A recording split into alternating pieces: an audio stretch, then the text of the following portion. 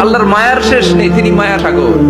এজন্য মক্কার কাফির মুশরিকদেরকে বোঝানোর জন্য আল্লাহ প্রথমেই যে পরিচয়টা দিলেন, তিনি বললেন আমি দয়াময়।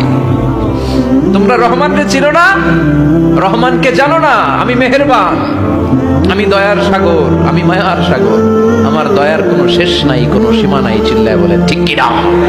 যুবক বয়সের ইবাদতের এত মূল্য আল্লাহর কাছে, এত মূল্য যে এই সময়টাতে মানুষ যা ইচ্ছা তাই করতে পারত।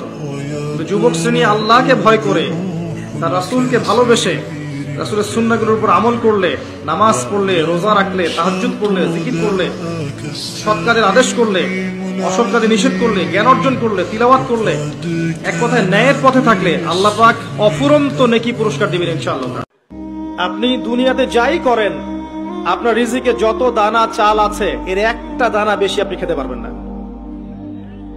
আপনি পৃথিবীতে যত কষ্টেই থাকেন, হতাশায় থাকেন, একটা দানা রেখে পৃথিবী থেকে আপনি যাবেন না। তাই রিজিকের জন্য ঘুষ, সুদ, দুর্নীতি, অন্যের সম্পদ আত্মসাৎ করা, প্রতারণা, সিন্ডিকেট, মাপে কম দেওয়া, এগুলো ছেড়ে দেন। আপনার রিজিক আপনার কাছেই আছে। এতগুলো দিন থাকতে জুমার দিনের এত ফজিলত কেন? কারণ এই দিনে আল্লাহ তাআলা আদম আলাইহিস সালামকে তৈরি করেছেন। এই দিনে আল্লাহ তাআলা সাইয়েদনা আদমকে জান্নাত থেকে দুনিয়ায় পাঠিয়েছেন। জুমার দিনে আল্লাহ সাইয়েদনা আদম আলাইহিস সালামের তওবা কবুল করেছেন। এই জুমার দিনে আল্লাহ তাআলা সাইয়েদনা আদম আলাইহিস সালামের রূহ কবজ করবেন। জুমার দিন ছাড়া কিয়ামত অনুষ্ঠিত হবে। আমাদের রবের নাম কি? আমাদের কবরের প্রথম প্রশ্ন কি? মার রব্বুক, তোমার রবের নাম কি? আমরা কি বলবো? চিল্লায় বলেন আমাদের রব কে?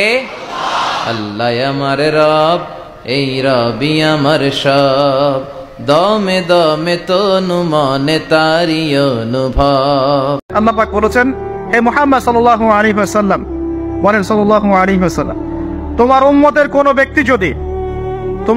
কোনো ব্যক্তি যদি আসমান জমিনের সমান গোনা নিয়ে আমার সামনে দাঁড়ায়, আসমান জমিন সমান গোনা নিয়ে আমার সামনে দাঁড়ায়, কিন্তু আমার সাথে শিরকের পাপ নাই, আমার সাথে কোনো শিরকের পাপ করে নাই, ইনশাআল্লাহ আমি আল্লাহ তার সামনে আসমান জমিন সমান ক্ষমা নিয়ে হাজির হব ইনশাআল্লাহ।